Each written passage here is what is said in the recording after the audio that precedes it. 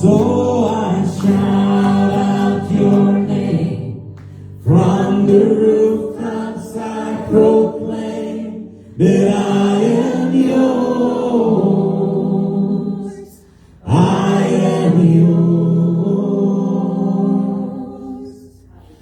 All that I am, I place into your loving hands, and I am yours. I am yours.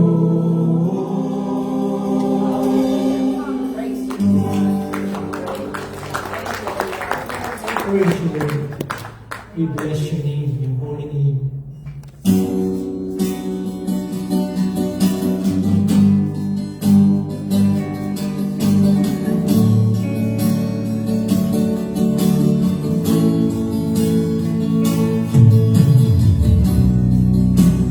I wish you by now that you would have reached down and wipe my tears away. Stay today.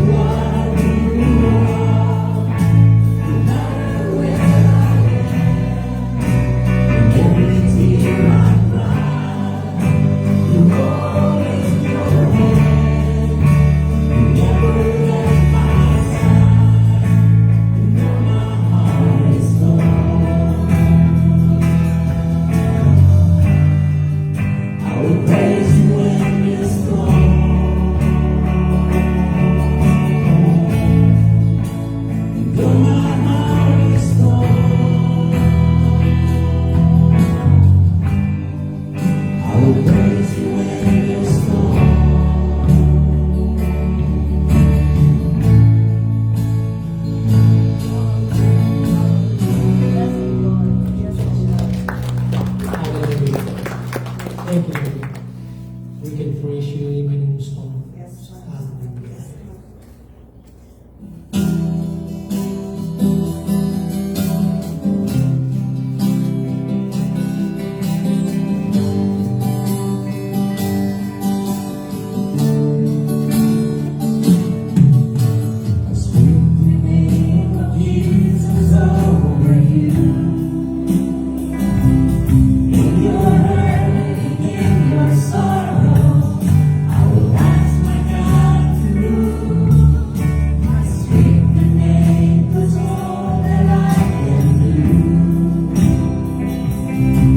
Hallelujah.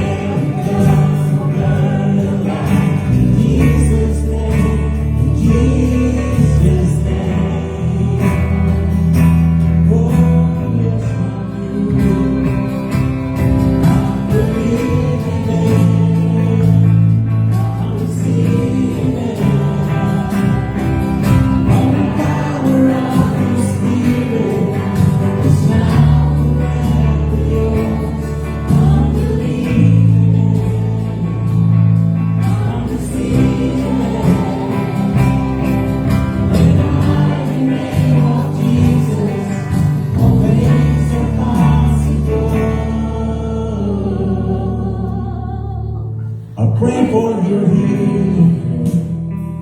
Circumstances will change. I pray your fear inside will be in Jesus' name. I pray that a breakthrough would happen today. I pray miracles over your life in Jesus' name. I pray for revival, restoration of faith.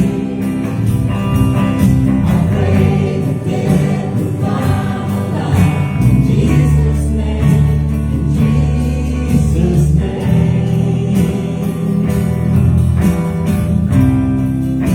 in Jesus' name, in Jesus' name. Hallelujah. Yes, we bless your name, God. The name that is above every name. We thank you, God, that we are gathered here under that holy name of Jesus. And Lord, we take this good time, Lord. We have friends who are sick right now. Rico is in the hospital right now. We pray for your healing touch upon him. Whatever part of his body that is in pain or causing him pain, we pray healing. For Ate Yoli, God, who also is in pain, Lord, that's why she cannot make it with us this afternoon. Touch her, God, in the name of Jesus. For Ate Lorna, we pray also for your touch. And everyone else, God, who is experiencing pain in their body, In the name that is above every name, Yes. we command healing. We call for healing. Yes, Lord. Thank you, God. Bless our meeting, Lord. In Jesus' name. Amen and amen. We can all be seated. Thank you, choir.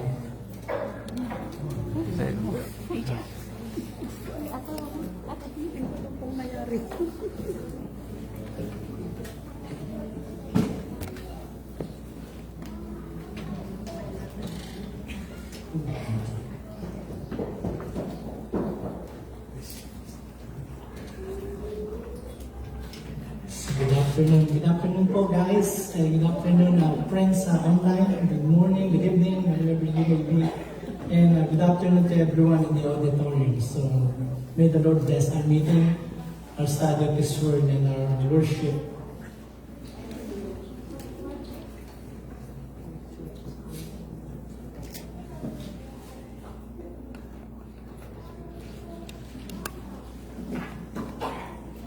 So I'll be continuing a little bit. I mentioned about this verse when we talk about time, the importance of time, the importance of opportunity. I mentioned about this verse that we're going to be studying this afternoon. So walking wisely in a foolish world, every time you see the word, especially in the book of Ephesians and Colossians, and also in Thessalonians, when you see the word walk worthy, walk in love, walk in righteousness, it means living your life. That's the word walk means, to live your daily life in accordance to God's word, to God's purposes in your life, and to God's life that He has given us. So walking wisely in a foolish world, sa Tagalog po, lumakad ng may karunungan sa gitna ng isang hangal ng mundo. So that's the Tagalog.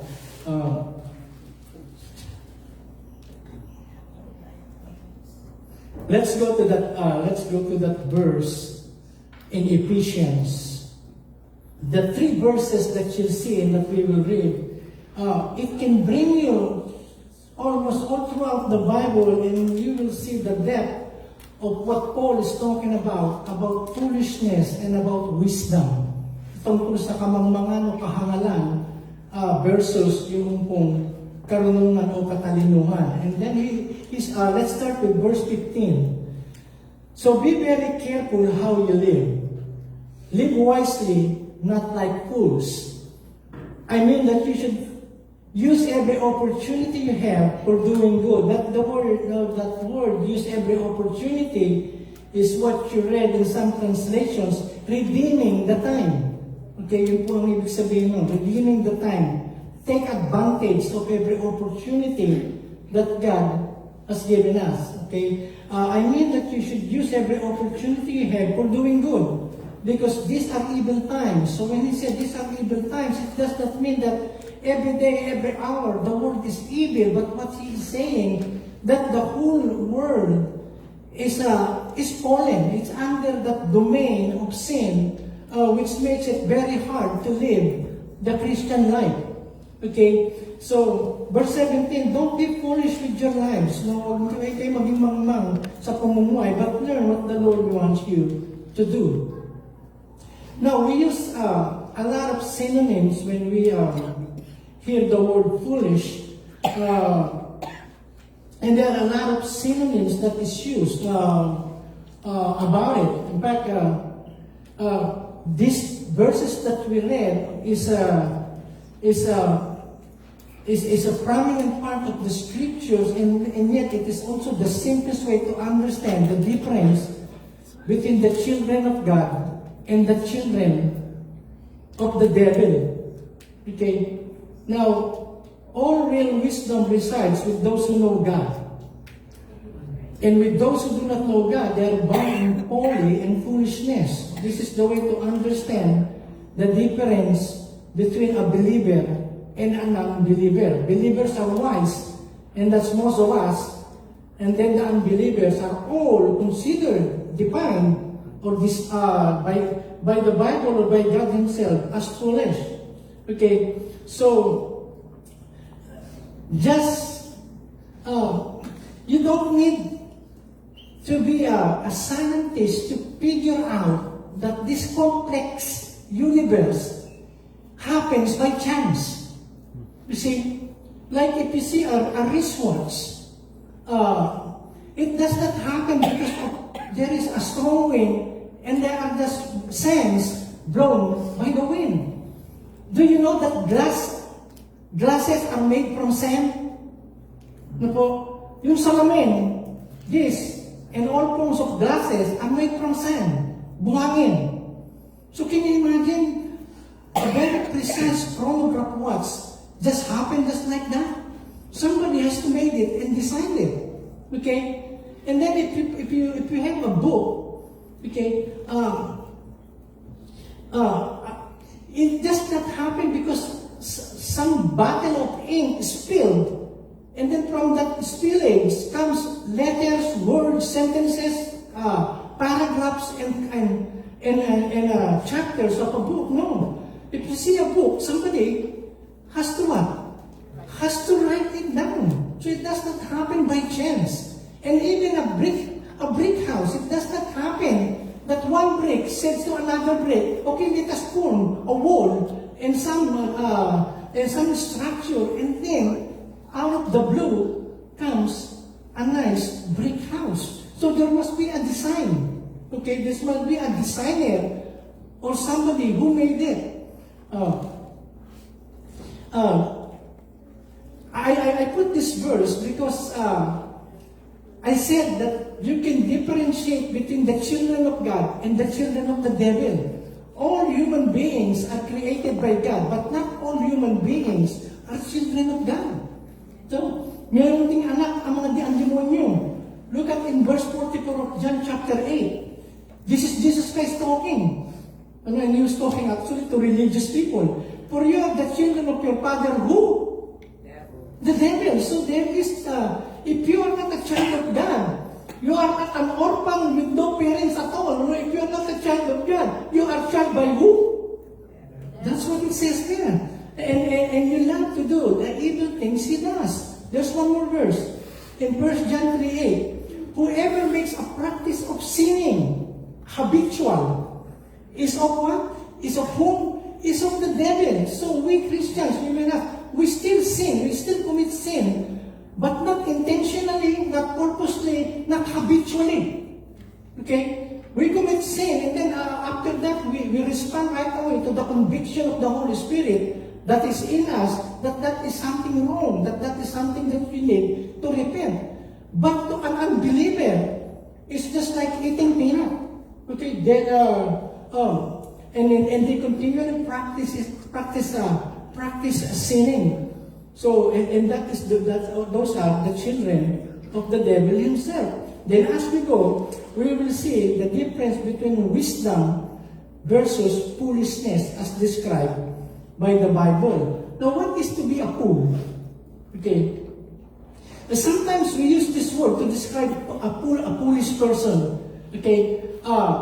We think of it as someone who is ignorant, someone who doesn't know the truth, doesn't know reality. We can think of a fool as someone who is irresponsible, who is indifferent to the normal responsibilities of life. We can think of it as a person who lacks education, lacks insight, or we can all the way to more familiar words like stupid or moronic.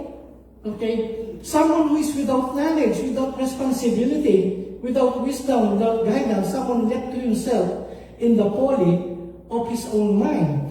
But as we learn some of the biblical references about the fool, I'm speaking first of the negative. The verses that we read in Ephesians says, therefore, walk as wise people, okay, and not as fools. So I go first to the definition of what a fool is according to the scriptures. And here God will give us the pathology. You know the word pathology? It is the study or the cause of sickness or illness, okay, or it is the explanation why people get sick. So that's the pathology. And then here the Bible gives us in Psalms 14 verse 1. Look at chapter 14 verse 1. The fool has said in his heart, look at this, there is no God. They are corrupt. They have done abominable works. There is none who does good. The fool has said in his heart.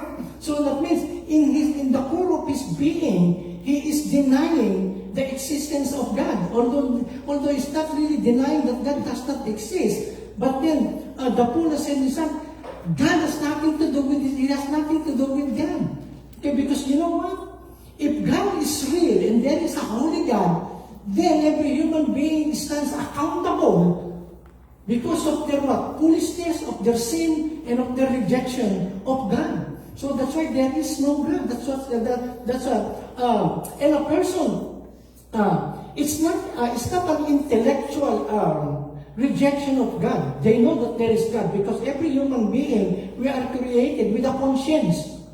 Okay, we know something is right, we know something is wrong. And things like that. So they are corrupt. So that's the reason why human beings are corrupt. Even in their best intent or their good intent, there is always that tint of evil in what they're doing, what they're saying, or what they're intending to do. They are corrupt. That's the reason why people become more evil, because of their rejection of God.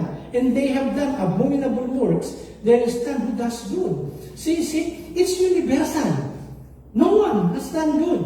And if you go to some more in Psalms 14 verse 2 and 3, actually it's a continuation. Look at this. The Lord looks down from heaven upon the children of men. So, in that verse, although it's not in my note, you will know that God lives upward.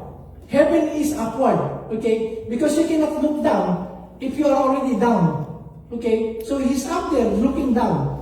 And so when He looks down, He doesn't look and distinguish people by the way they look, the color of their skin, their status in life, their educational attainment, and none of those things. When God looks down from heaven where He resides, look at what it says here. The Lord looks down from heaven upon the children of men, I mean that's all, to see if there are any who understand, who seek God. Any. They have all turned aside. See, they have all. Not most of them, or many of them. It's universal, all. They have together become corrupt. There is none who does good, no, not one. And Paul even quoted this in his letter to the Romans. As it is written, he's quoting that portion of Psalms. There is none righteous, no, not one. There is none who understands. There is none who seeks after God. They have all turned aside. They have together become unprofitable. Walang pakinabang. There is none who does good, no, not one. See, notice how many times that no one, not one, none, has been repeated. So, he is telling us that foolishness is what? Is universal. And then in Titus 3, verse 3, look at what it says.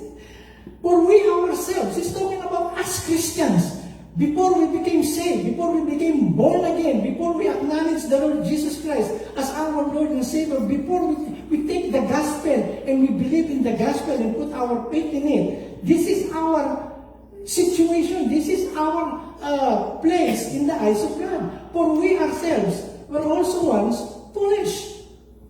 And then, disobedient, deceived, serving various lusts and pleasures, living in malice and envy, hateful, and hating one another. Now, the word malice there is where we get the word evil. Okay? So that is our former life.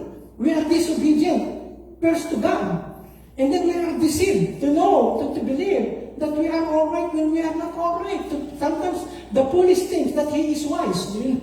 See? And then serving various lusts and pleasures, that's where all abominable sins and sin in the eyes of God starts when we are foolish and not believing in Him. And then envy, hateful, and hating one another.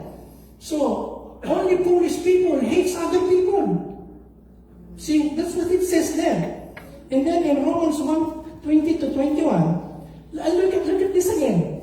Because although they knew God, the word although they, that is humankind, mankind, all of us, Because although they knew God, because some people question, how about those people who have never heard about God? How about those people in civilizations where they never heard about the gospel, about the Old Testament, the New Testament, about the prophets Abraham, Moses, and all of those what we read in this book? Okay, God has a built-in conscience that He put in every human being. Okay, we are created in the image of God. So, and then Paul said in chapter 1 of Romans, all the invisible attributes of God are clearly seen by the things that He made. Okay, that He made. So, because although they knew God, look at this, they knew God, they know that He exists, they know that He is a moral God, that He requires morality among His creation. They did not glorify Him or honor Him or worship Him as God, nor were thankful, but became futile in their thoughts, and their foolish hearts were darkened. Professing to be wise, they became fools. See, and then, like I said, look at this picture. What is that?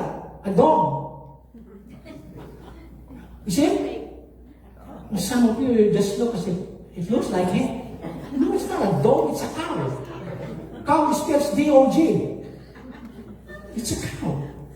So when you believe that after millions and millions of years, that good-looking cow will turn into that bad?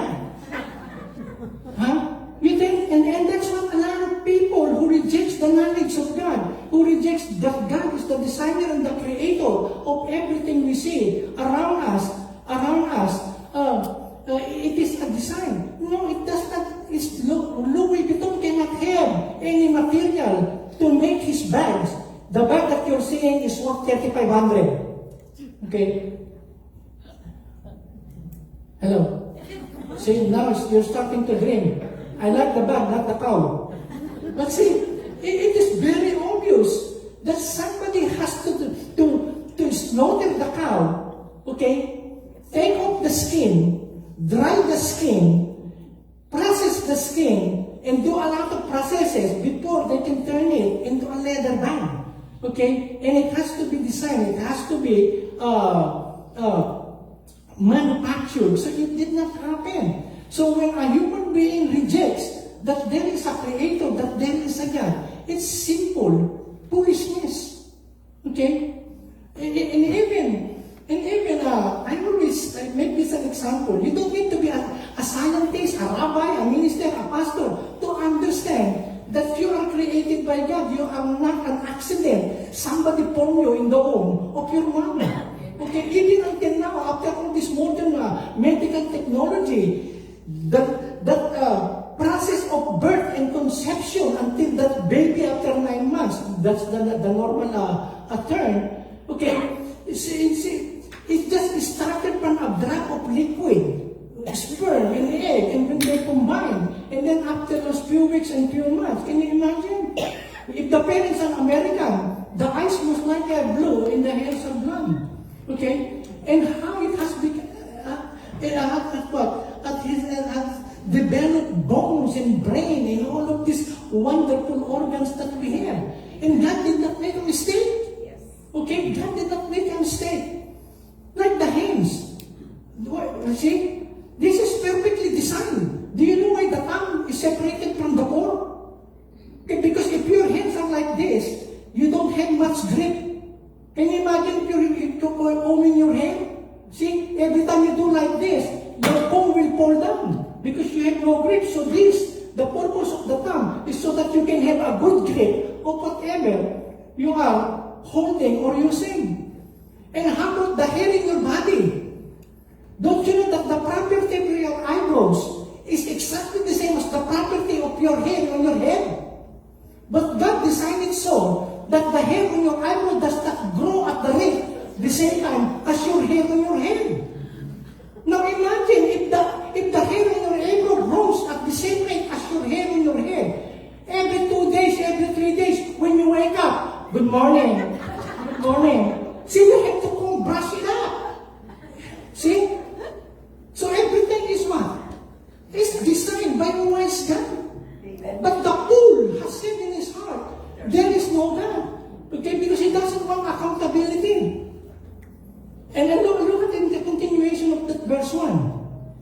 and changed the glory of the incorruptible God into an image like corruptible man. That's idolatry. And birds and four-footed animals and creeping things. So, they become idolaters. People, every human being loves to worship somebody a little bit higher than him or her, or equal or lower than him or her.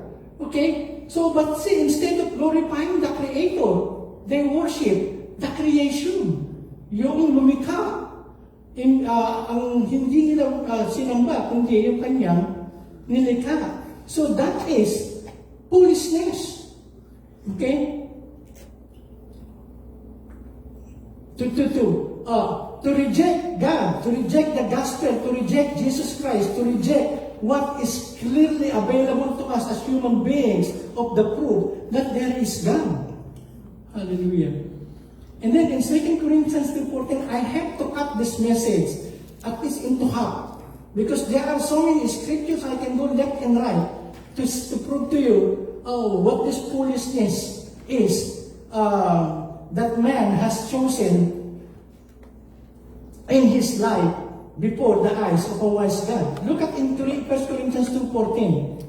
People who do not have God's Spirit, those who are not born again, those who are not saved, those who don't have Christ, people who do not have God's Spirit do not accept the things that come from His Spirit.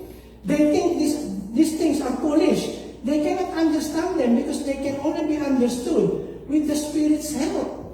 You see?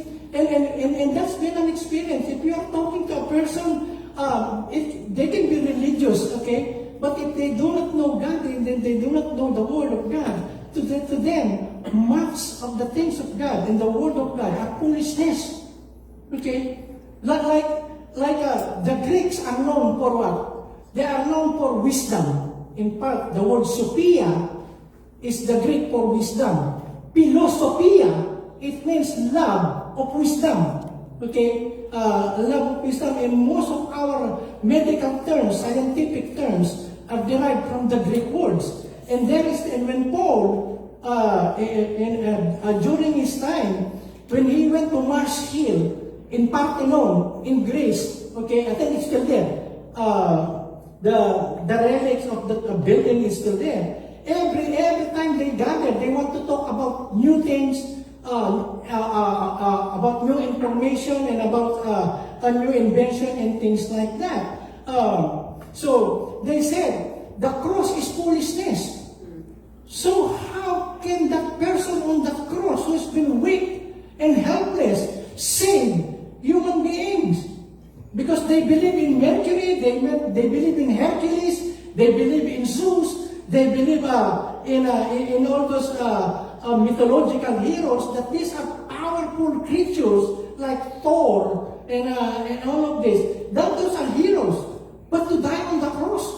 So that's why Paul made an argument. If you read that letter to the Corinthians, the foolishness of the cross is God's wisdom. Because the wisdom of this world cannot and can never understand the wisdom of God. It was through the cross that God saved us, and that is the wisdom of God. They cannot understand them because they can only be understood with the Spirit's help. And this is the problem in Tagalog. I want to read it in Tagalog. Ngunit sa taong hindi pinananahan ng Espiritu ng Diyos, hindi niya tinatanggap ang mga aral mula sa Espiritu dahil para sa kanya ito'y kamamangam. At hindi niya ito nauunawaan dahil ang mga bagay na ito'y mauunawaan lamang sa tulong ng Espiritu. A person can be so academically intellectual, okay? But that is not a guarantee that they can understand the Word of God. Okay? Nobody can really understand this the way God wants us to understand this without the guidance and help of the Holy Spirit.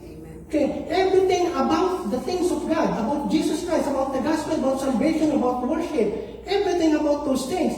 A natural man, a man that is not saved, who doesn't have the Holy Spirit residing in him, or dwelling in him or her, cannot understand the Word of God, because the Word of God can only be understood by the help of the Holy Spirit.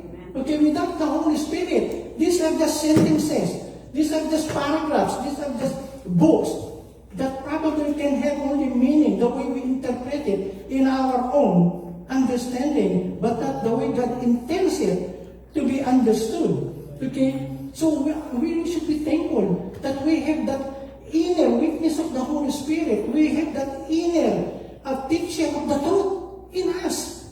Because I remember the first time I read this, first it was interesting. In the beginning, God created the heavens and the earth and everything that God made. It was good in His sight.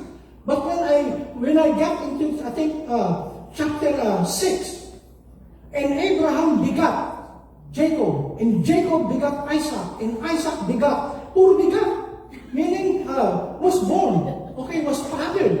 So I said, well, 2 chapters, so that is, so that understand. And then, when I go to the New Testament, I saw them then. Okay, when you did the family tree of Jesus Christ, then I found out that there is a meaning to it.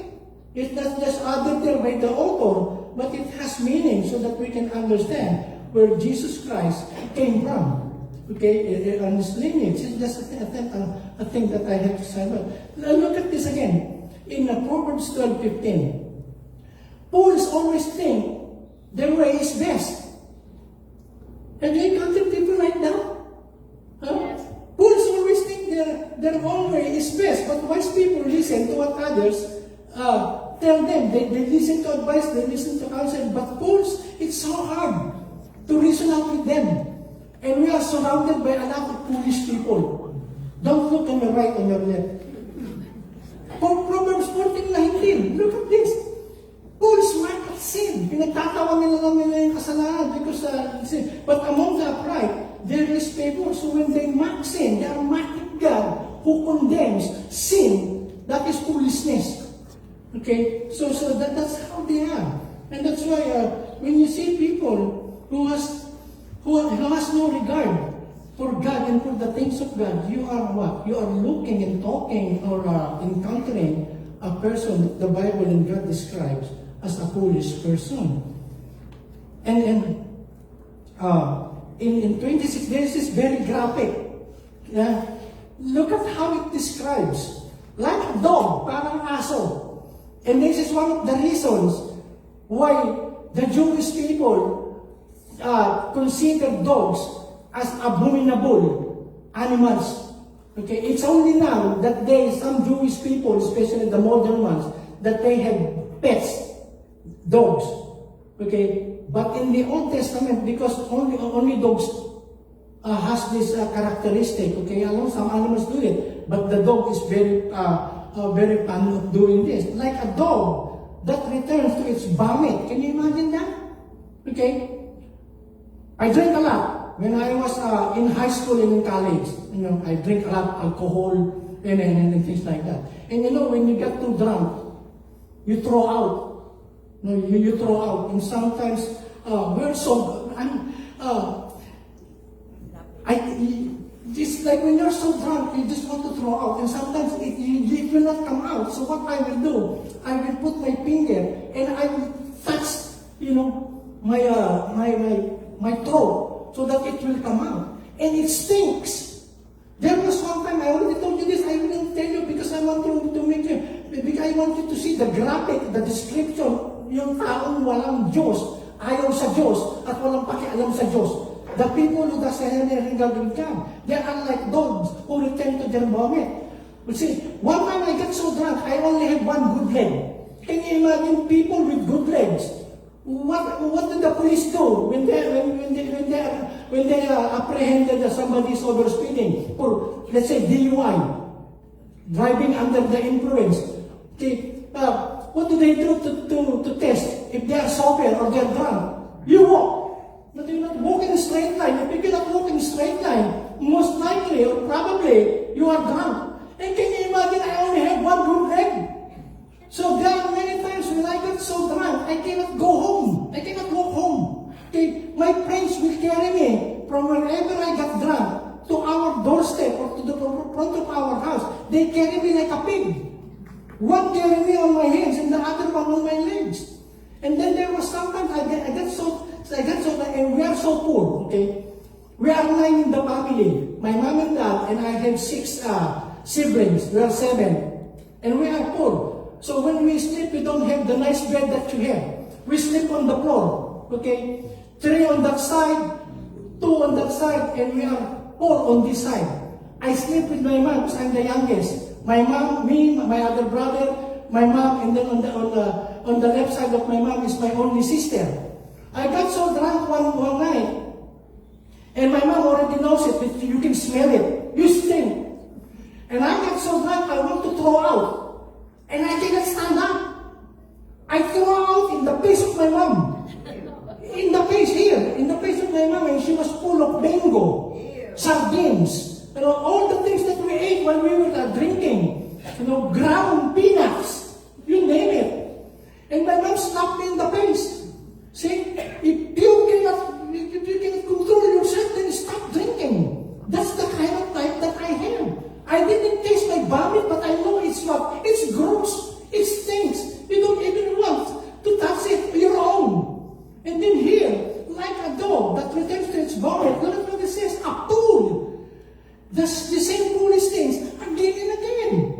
Sa Tagalog, inuulit ng hangal ang kanyang kahangalan. You see that?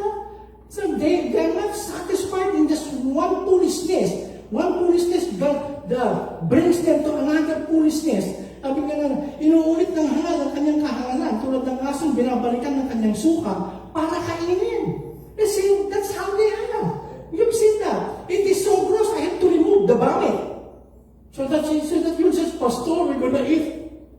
You see, that's why I just showed the dog. Getting nauseous. But that's how it is described. I thinking in my inside, who among human beings who are normal wants to do that? But that's how the Bible describes them. They eat their own dirt. They eat their own vomit. And that's how foolish people are. Continuing. Knowledge, and this is now. Knowledge begins with fear and respect for the Lord. The fear of the Lord, it says in the translation, is the beginning of wisdom. But stubborn fools hate wisdom and refuse to learn. You see? It says, the fear of the Lord is the beginning of wisdom, and that's all start through wisdom begins with God. Okay, and that wisdom is not the wisdom that you can answer and solve every question, every problem that comes to you. The wisdom, when the Bible mentions it, it's not intellectual. Okay, it is more spiritual, moral, and theological, and it's about God. And then in 22 verse 15, look at this. Foolishness is bound up in the heart of a child. The rod of correction will drive it far from him. So that's why the importance of disciplining children. Okay, you don't need to teach children bad things. It's innate. It's inherent. No? So every child born in the world is additional to the population of foolish people. Because you see, it's bound up. So unless a child grow up with the knowledge of the Word of God, the gospel of Jesus Christ, they will grow and they will mature. They will become adults described in the Bible as foolish because it's bound up. See, it's bound up in every child. All of us been there, done that. It's just a different degree. Pero lahat tayo may topak. Alam niyo ba yun? Yes. Sa Hebrew, lahat tayo may topak. In English, we're all crazy. But you need to be thinking about me. She more crazy. See, it's bound up in the heart of a child. It's in the heart. No, not that muscle. It's innate. It's a human being from being a child without God is considered what? A fool. Okay? Kaya ang dami mga adults when they grow up. Have you experienced that? Most of us have children. Hello? And sometimes we wonder, when they grow up, they're gonna be more sober, they're gonna be more mature, they're gonna be more reasonable, they're gonna be more conscious about what they're doing. No. Sometimes it's the reverse. Habang tumatanda, nagiging bobo. Hello? Can you imagine? They are not paying rent in our house. They are not paying their insurance. They are not paying their iPhone 17. Gusto ko yung iPhone 17. See? Wala lang pera. Sige. They don't consider sacrificing for all of those luxury. Instead, they are what? Stubborn. That's why I need to what? For correction. And the rod is not the stick, but it's the word of God first. The word of God for correction, that we will drive it from them. And then let's go on. And then it is here again in chapter 9, verse 10. The fear of the Lord is the beginning of wisdom. And the knowledge of the Holy One is understanding. For apart from God, we can never have this kind of wisdom. And wisdom is relational. It means it has something to do with you and God, and you. Look at what it says in Jeremiah. Thus saith the Lord, thus sinabi ng Panginoon, let not the wise man boast in his wisdom, yung natural person. Let not the mighty man boast in his might, let not the rich man boast in his riches, but let him, hayaan ninyo siya, who boasts in this, that he understand and knows me, that I am the Lord. See what he is saying in verse 24, that wisdom comes from understanding and knowing and being related to God. Okay? So apart from that, there is no real wisdom as described in the Bible. And then in 1 Corinthians 1:30, it is God who has made you part of Christ Jesus. And look at this. And Christ has become for us, what? Wisdom from God. He is the reason we are right with God and pure enough to be in His presence. Christ is the one who set us free from sin. And then another verse, then I'm going to go back to that. That their hearts may be encouraged, being knit together in love, to reach all the riches of full assurance of understanding and the knowledge of God's mystery, which is Christ. See, if you have Christ, that mystery is what? Is revealed. Pinakita niya. In Christ, in whom are hidden all the treasure of wisdom in knowledge. So when you become a Christian, Christ in you is the wisdom of God, so you become a smart person. Okay? You know now what is right and what is wrong. You know now what will offend other people when you talk bad things. You know now how you will behave. You know how will you live your life in every circumstance. Okay? Life is a big classroom. Okay? We can learn. We can learn if we will just be sensitive and be open to what God is teaching us. But first of all, if you are in Christ, you are smart, you are wise. It's a good place to say amen. Amen. Say, it is a good place, amen, because now you know that these are the things that you need to avoid, and these are the things that you need to improve on, and you will find all those instructions in the Word of God. Okay? Because there is no such person who says that he or she is a Christian and doesn't have any desire for this. Okay? The Word of God is where we find all the wisdom that He intends for us to know. And it's all in Jesus Christ. Okay? This is that. In whom are hidden. It means the hidden is not something that you have to search for. It means hidden. They are all kept like this. Okay? If you find Christ is the treasure chest containing all necessary wisdom for salvation, living a holy life, that sanctification, and spiritual understanding. So when you have Jesus Christ, when you believe in Him, and it's a continuing thing, okay, you do that every day of your life until the Lord takes you home. He is the chest where you find all a lot of treasures. You see, like contentment. How many people are dying to find contentment, and they cannot find it in this life? They cannot find it in this life. You see, if I can have a gold ring, I will be happy. Now you have a gold necklace, you have a gold earring, you have a gold watch, you have a gold teeth. Okay? Are you happy? Are you content? See? Probably at a very temporary time you are, but then after that, no more. You want more and more and more. But if you have Christ, I'm not saying that you throw away those things. No, give it to me. I'm not saying that you throw things to me. But if you have them, thank God. Those are bonus from Him. If you don't have, contentment is what? Is having Jesus in your life. Paul said, I learned to be content in whatever things I am, in whatever circumstance I am. I learned to be content. I am content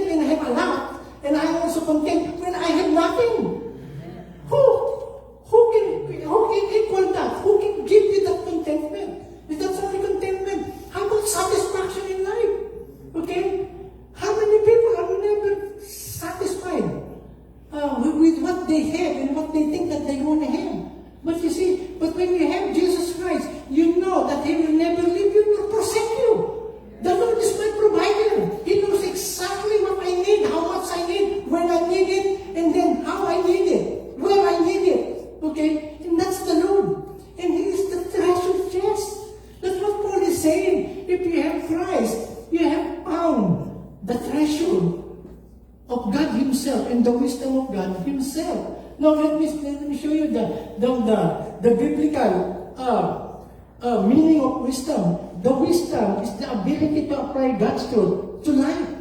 You see, like, okay, some people are making fun of you or they are creating gossip about you. How will you respond? Will you going to be fighting them and then starting a fight with them? No, you learn what? Wisdom. To pray for them. That is wisdom.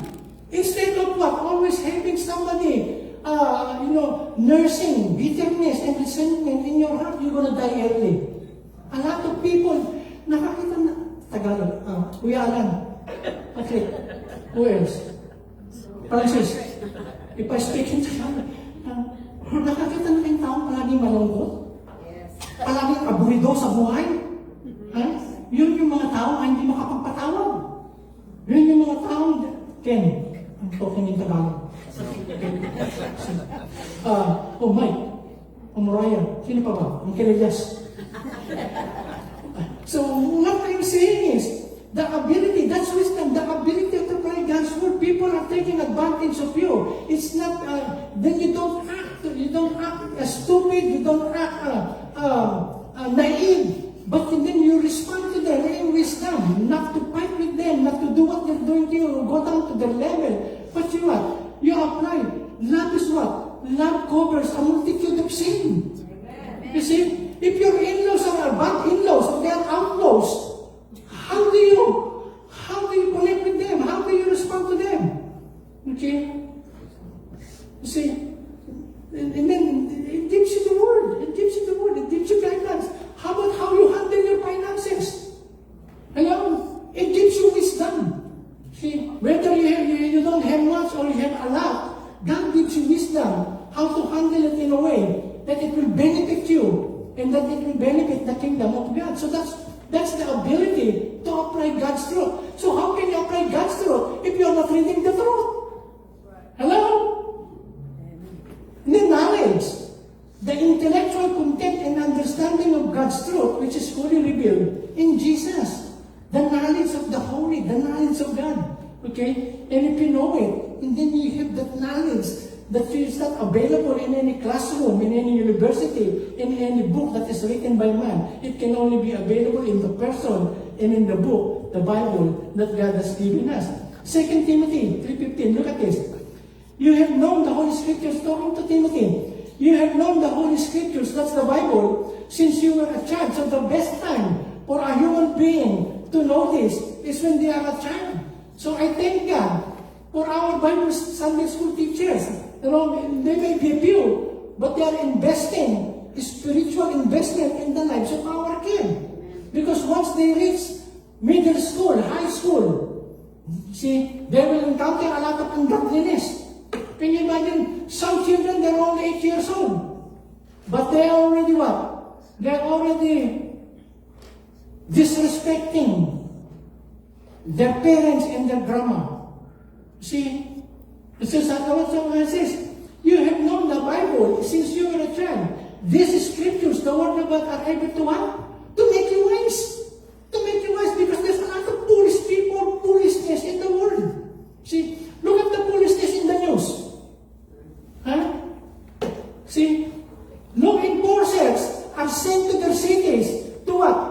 To arrest and to get rid of criminals that came from Venezuela, came from other countries, who are here to rape children, to sell drugs, and to do a lot of crimes.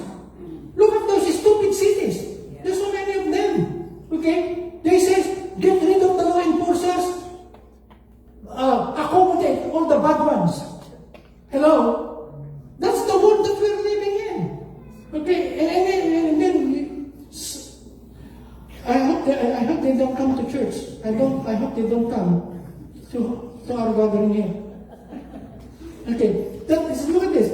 Are able to make you wise, and that wisdom leads to salvation through faith in Christ Jesus. You become wise, to be saved. It will lead you to your salvation, the salvation of your soul. And what Paul is saying, Timothy, you have learned, you have become a smart person, a smart teenager. I think he was only 17 or 19 years old when Paul was writing this to him.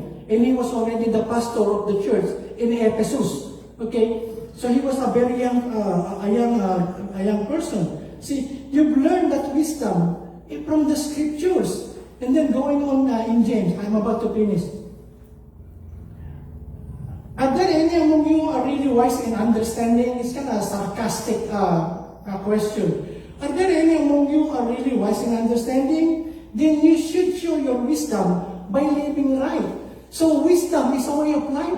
It's not head knowledge, but it's the way you live. Something that is seen, something that is evident, something is that people see, God sees. Then you should show, see? Show your wisdom. It says this, ipakita niyo yung karunungan ninyo.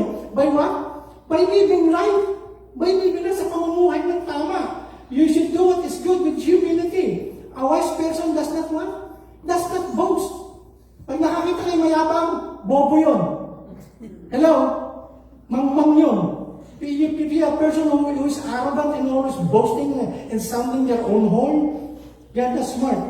But a wise person does not boast. And then continuing, if you are selfish and have little jealousy in your hearts, you have no reason to boast. Hindi ka dapat magyabang kung punong-puno ka ng mga ganong kasamaan. Your boasting is a lie that hides the truth. That kind of wisdom, see, close in parenthesis, that kind of wisdom does not come from God. There is that people think that they are smart and they are wise, but that wisdom, it says, that kind of wisdom does not come from God. That wisdom comes from the Word. It's worldly. It is not spiritual. It has nothing to do with God, nothing to do with the Bible. It is demonic.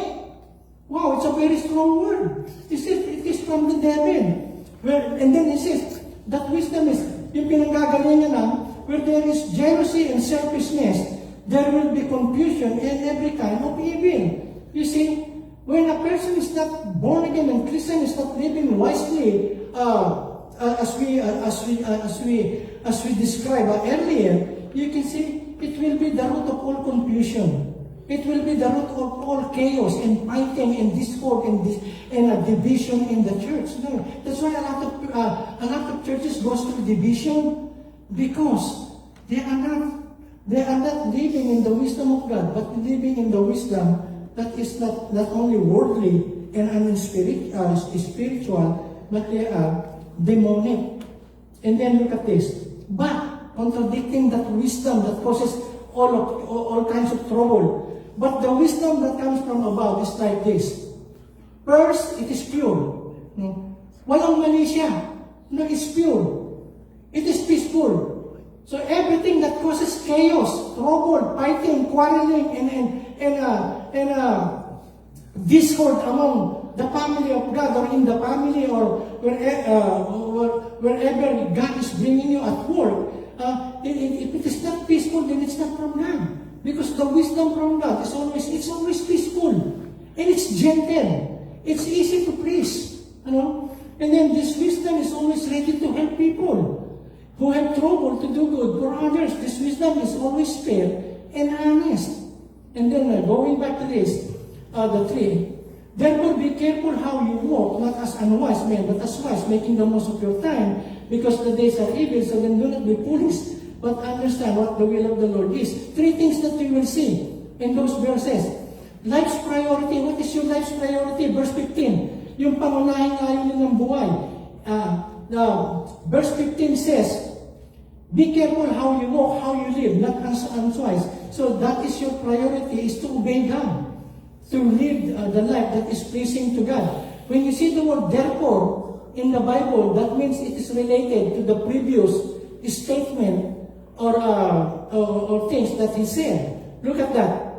For anything that becomes visible is light. Therefore it says, awake, O sleeper, and arise from the dead, and Christ will shine in you. Therefore, he says, be careful how you live. Okay, not as unwise, but as wise men. So that means in verse 14, now that you are saved, not now that you are born again, now that you are in the light, you are now exposed in that light, in the eyes of God, and in the eyes of men. Therefore, live as wise people. Okay, that is your priority. Live as wise people. And then, I'll skip that. The second is life's brevity. Brevity means that life is short. Pagkaikli ng buhay o panandali ang buhay, life is short, okay? You will not be here on earth forever. That's why he says, making the most of your time, take every opportunity, because the days are given. Every opportunity that God gives you to do good, to live for Him, to serve Him, do the best that you can. Okay? Coming to church is a way of worship. No, it's not just feeling an empty space in church. Coming to church is one way of worshiping. And then worship is not only singing. So when you read the Word of God, when you listen to the Word of God, like what you're doing now, that is worship. That is worship to Him. And make the most of your time. No, because a time is coming that there will be a famine of the Word. Okay, you never know. America is getting more and more ungodly. See, do you notice that? It's getting more and more ungodly. There are a lot of senators and congressmen who wants to eradicate and to remove God in the Constitution. So, they don't want to swear by the Bible anymore. I swear the truth by the truth written in the Bible. Some of them, they don't want to do that anymore. See, they want to remove in our money in godly trust. See, and they are not being taught, children are not being taught. When you greet people, Merry Christmas, stop that. Because not all are Christians in this country. So just say to them, Happy Holidays. You see, employees in Target, employees in Walmart, they are being told by their employer, when you greet people in the store, don't tell them Merry Christmas. Can you imagine this is America? Okay? Almost all the missionaries that were sent into all the world in earlier, like Billy Graham and all of those people, okay, they came from here, and now America is becoming more and more ungodly. Say that one, make the most of your time. Make the most of your time. Take every opportunity that you can have to read the Word, study the Word, pray, and then come to church. Amen? Amen. See, teach us to number our days. Lord, teach us to number our days. Our days are short, so teach us, God, to live wisely in this life so that we can present you a heart of wisdom. And the last, life's sovereignty. In Tagalog, ganap na kapamahalan ng buhay. You don't control your life.